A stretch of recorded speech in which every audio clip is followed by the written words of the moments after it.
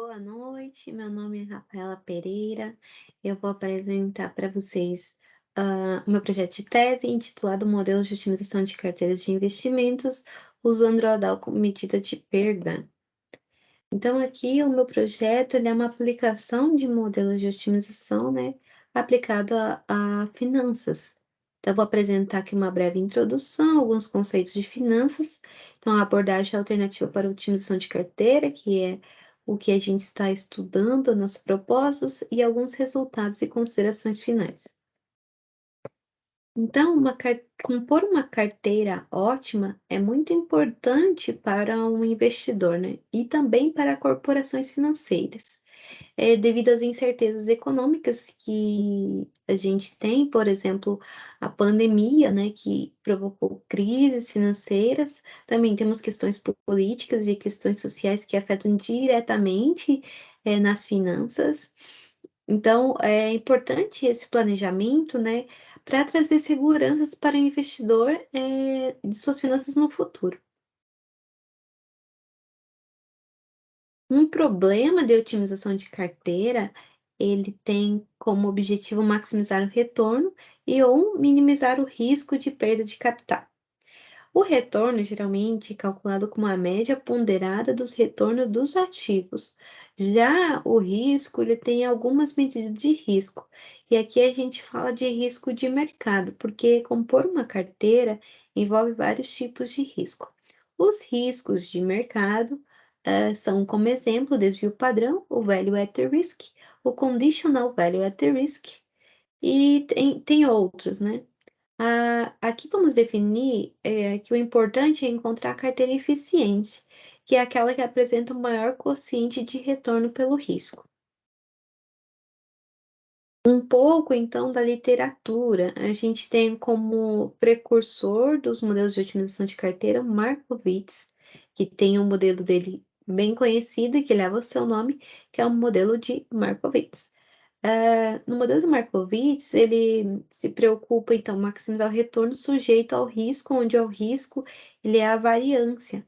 Uma vez que você usa a variância, também é possível mostrar que se você tem uma carteira mais diversificada, com diferentes tipos de ativos, a sua variância é menor, ou seja, o seu risco é menor.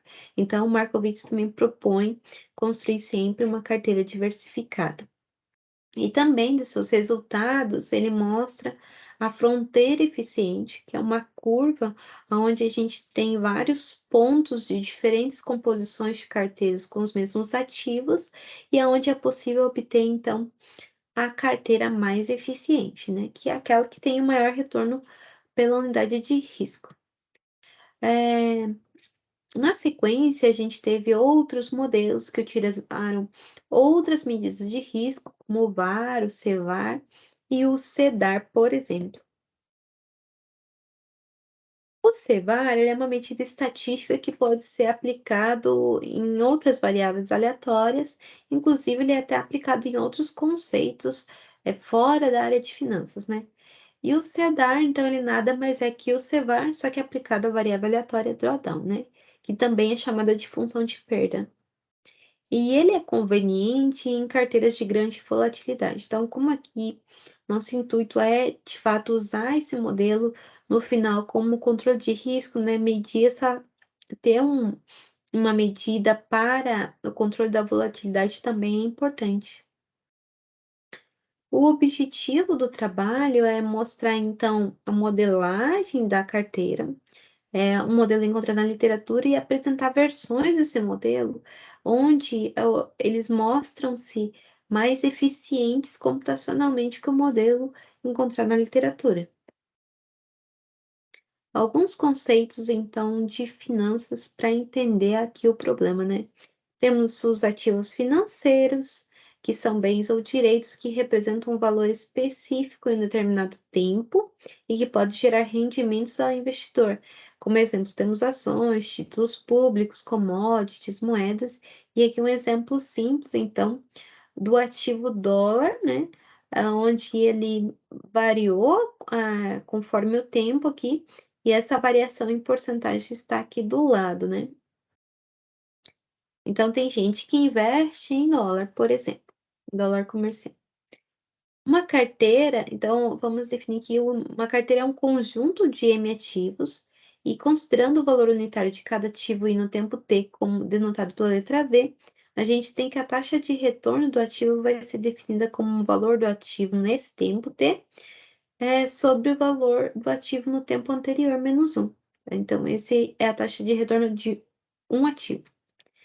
Porém, como a gente está montando uma carteira aqui, a gente tem que o retorno da carteira vai ser a soma ponderada da taxa de retorno dos ativos individuais, né? Então, se eu tenho uma certa quantidade de capital, eu vou decidir qual que vai ser a porcentagem desse capital investido em cada um desses ativos, e aí eu vou ter, com essa decisão, eu consigo calcular o retorno da carteira. Também vamos definir retorno acumulado, que nada mais é que a soma dos retornos até o tempo t. Então, no tempo zero vai ser zero, né? E aí, a partir do tempo 1, 2 até o enésimo tempo, a gente tem que vai ser a soma até aquele tempo que a gente está contabilizando, né? Então, basta somar os retornos anteriores até o tempo que a gente está contando. O drawdown, então, que é a medida aqui de interesse, ele é definido como a diferença aqui entre o maior retorno até o momento menos o retorno atual. Então, aqui, como exemplo, né, a gente tem uma série aqui, onde a gente tem os tempos, e aqui no eixo vertical a gente tem a variação, que pode ser o retorno ou drawdown. Então, vamos supor que o retorno da carteira aqui, ele aumenta 10%, depois há uma perda desse retorno em 5%, depois tem um aumento, uma queda. Como que se comporta o drawdown com esses retornos, né? Então, por exemplo, aqui, o retorno atual é este pico aqui. E também o máximo do retorno até o momento é este pico aqui. Então, este valor menos este valor vai ser zero, o drawdown é zero. Porém, quando há uma queda aqui, uma diferença na taxa de retorno da carteira, a gente tem que o maior valor era esse, e agora o valor atual é este. A diferença entre esses dois é essa altura, e essa altura é justamente o drawdown. Então, o drawdown nesse tempo T aqui, ele é justamente essa altura aqui, que é de 15%, né? Então, vai ser essa altura aqui, 0,15, e assim sucessivamente. Então, o drawdown ele pode ser zero ou positivo, e ele é zero quando a gente tem um retorno positivo ou constante, e ele é positivo quando a gente tem uma queda, então, na taxa de retorno. Para entender o CVaR, a gente precisa entender o VaR. Então, considerando aqui uma distribuição aqui de drawdowns, o VaR ele vai ser o quantil de ordem alfa, para o qual, então, né, a partir desse valor, todos os drawdowns abaixo dele, nós temos alfa drawdowns abaixo desse valor VaR, né? E alfa menos 1 e 1 menos alfa acima dele, então. Então, ele é o quantil de ordem alfa dos drawdowns. O CVaR, pelo próprio nome, ele é um valor esperado condicional, né? Então, ele é a média dos drawdowns, uma vez que esses valores são maior que o VaR. Então, aqui pelo desenho, ele vai ser a média aqui dos valores desses drawdowns. Então, a gente diz qual que vai ser a perda para um certo nível de confiança. Qual que vai ser esse drawdown? Vai ser VaR. Uma vez que ocorreu essa perda, o quão esperado é? Qual é a média de perda para esses valores? Então, vai ser o CVaR, né? Então, o CVaR aqui ele é sempre maior que o VaR. Podemos definir o CVaR, que é o CVaR misto, então tem essa notação aqui. O CVaR misto, então, ele é uma soma ponderada, onde a gente tem o ponderador aqui, que é o perfil de risco. E essa soma ponderada, ela é uma combinação convexa, porque o perfil de risco, a soma dos perfis é sempre igual a 1, e cada perfil, ele é maior ou igual que zero. Então, o CVaR misto nada mais é que uma combinação aqui de vários CVaR para diferentes níveis de confiança. Então, assim, a gente pode calcular o CEVAR por essa medida estatística aqui que ele é, né, dessa forma, usando o valor esperado, né, ou a gente pode, através da definição da função H, definida por Rockefeller e Uryasev, a gente tem que, minimizando essa função H, a gente tem o CEVAR aqui, o CEVAR simples, não é o misto, né. Porém, como essa função H, ela tem aqui, ó, pela notação, ela tem um max aqui na função, então quando a gente vai resolver esse problema de otimização, ele se trata de um problema de otimização não suave. E aí, para descomplicar um pouco, né, para a gente utilizar os métodos de modelos lineares, a gente consegue linearizar esse modelo, acrescentando uma variável auxiliar z, e aí com isso colocar essas restrições aqui. Porque assim, uma vez que a gente quer maximizar, entre essa diferença e zero, então a gente coloca as restrições que z tem que ser maior que essa diferença e que o zero, e minimiza, então ele vai ser um desses valores, sendo sempre o maior. Então eu posso utilizar a variável auxiliar para linearizar o problema, porém é acrescentado algumas restrições e isso faz que o modelo tome um tempo maior. Da mesma forma, a gente pode fazer para o cevar misto, então tem a função h aqui, e minimizando essa função h, a gente tem o cevar misto. A mesma ideia, a gente pode linearizar o problema acrescentando uma variável auxiliar e também vai acrescentar a mais algumas restrições no problema. De forma geral, o modelo de otimização de carteira, então, né? A gente estava falando ali da otimização de encontrar o cevar através de um modelo de otimização. Aqui, agora a gente vai voltar, então, no modelo de otimização de carteira. Então, no geral, é maximizar um valor esperado do retorno sujeito a uma medida de risco que não passe a uma certa constante aqui. Então, que esse risco não seja maior que 10%, por exemplo. Como a gente está falando de CEVAR como medida de risco, então eu posso substituir aqui a medida de risco por CEVAR e ainda, né, colocar a expressão do CEVAR aqui. Então, aqui a gente tem um modelo de otimização onde a gente quer chegar, que é maximizar o retorno sujeito à medida de risco CEVAR e as restrições relativas do problema. De forma análoga, a gente pode linearizar, colocando a variável auxiliar e as restrições aqui. Então, a abordagem alternativa aqui que a gente propõe, em vez de maximizar o retorno, é minimizar o risco, ou seja, inverter o modelo, né? Então, a gente tem minimizar o CEVAR sujeito a uma restrição de retorno mínima de tanto. Então, agora a gente vai colocar como restrição o retorno. É possível mostrar que é equivalente a usar um modelo linearizado, né? Invertido. Então, aqui a gente tinha o modelo onde tem o max aqui, e o que que a gente fez aqui? Só acrescentar uma função, uma variável auxiliar e usar a mesma ideia dos outros problemas linearizados.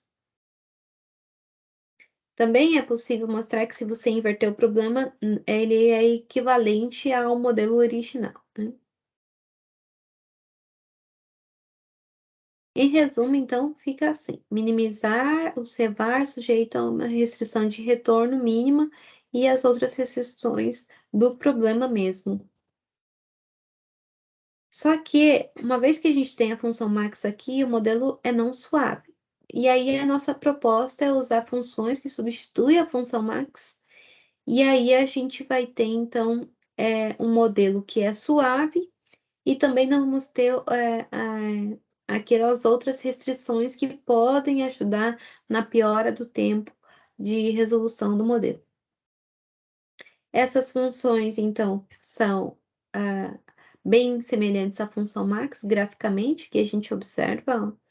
A gente tem 6 funções que foram para teste, e aí vamos aplicá-las então a gente vai aplicar essas versões do modelo aqui, em problemas de fundos de hedge.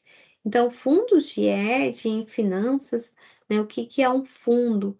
Ele é formado por diversos investidores, né, e a soma dos investimentos sejam aplicados em conjunto. Os fundos de hedge, eles são, característicos por ter investidores selecionados e com alto patrimônio líquido e baixa aversão ao risco, e também trabalhar com alavancagem. Então, aqui a aplicação a gente utilizou para simulação de fundos de hedge dos derivativos de mercado futuro, né? Que são o tipo de ativos que compõem um fundo de hedge. São esses ativos aqui no período de 2 anos, totalizando 503 dias de pregão.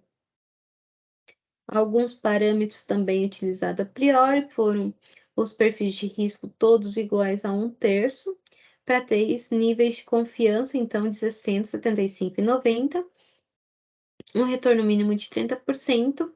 Foi acrescentada uma restrição de caixa, que também é característica desse tipo de problema de fundos de hedge, onde aqui nesse caso a gente observa que o investidor é obrigado a investir pelo menos 10% de cada ativo e no máximo 80%. A restrição de soma 1, que é bastante utilizada também, aqui não é utilizada, uma vez que a gente trabalha com alavancagem, né. Então aqui, os tempos ou os resultados iniciais, a gente tem então, que o tempo para algumas versões ele foi menor, para outras não, e também os resultados aqui foram bem próximos do modelo original.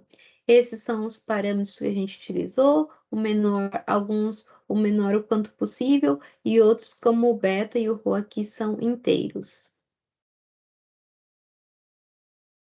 Aqui os resultados dos pesos para cada versão do modelo, que também são iguais ao modelo original, então os valores são próximos ou iguais ao do modelo original.